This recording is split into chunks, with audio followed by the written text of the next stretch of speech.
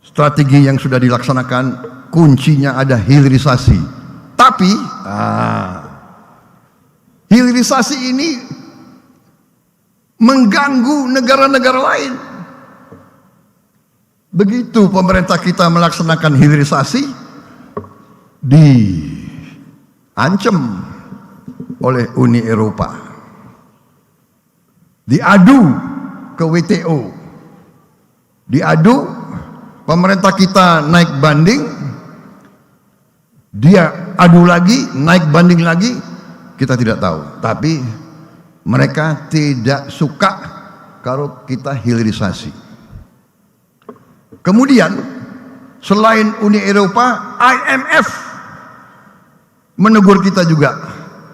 Saudara-saudara, bayangkan, kita bahan baku ada di kita, milik kita, karunia Tuhan. Kita mau olah di Indonesia. Karet kita mau olah di Indonesia. Kelapa sawit kita mau olah di Indonesia. Coklat kita mau olah di Indonesia. Semua bahan itu kita mau olah di Indonesia supaya pabrik-pabriknya bisa memberi pekerjaan untuk anak-anak kita. Supaya insinyur-insinyur kita bisa bekerja. Supaya wali kota bisa dapat retribusi. Supaya pajak naik, penghasilan naik, saudara-saudara. Sampai demikian. Sampai menteri-menteri kita harus ke sana. Pemimpin-pemimpin tanya, mengapa Indonesia tidak boleh sejahtera?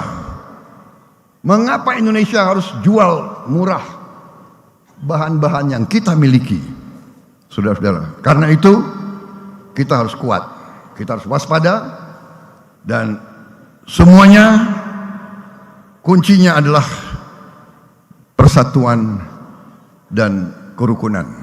Menurut saya kuncinya itu, saudara sebagai pemimpin terdepan, saudara yang menerima mandat dari rakyat terdepan, saudara sangat berperan untuk memelihara momentum nation building kita. Saya bisa lebih rinci bicara ini, tapi secara garis besar itu yang saya ingin sampaikan.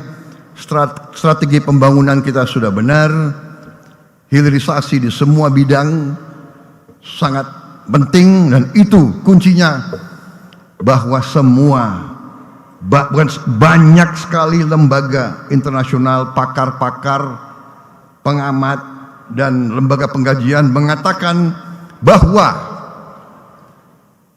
kita yang sekarang sudah ekonomi ke-16 dan waktu dekat akan menjadi ekonomi ke-10, dan insya Allah 2045 di zaman tadi generasi Z muncul, kita sangat besar kemungkinan bisa menjadi negara ekonomi ke-5 di dunia atau ke-4.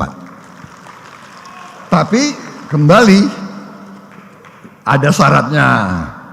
Syaratnya adalah, bisakah pemimpin-pemimpin Indonesia kerjasama? That is the question. Saya pernah baca kajian-kajian mereka. Can the elite of Indonesia work together? Kalau kita bisa kerjasama, insya Allah kita akan sangat berhasil, dan kita akan jadi negara maju. Kita tidak mau jadi negara rakyat kita hanya nerima UMR. Kita mau dan kita mampu menjadi negara berpenghasilan memadai. Saya kira itu, saudara-saudara.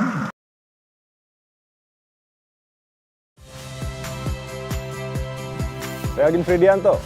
Saksikan terus program-program Kompas TV melalui siaran digital, pay TV, dan media streaming lain.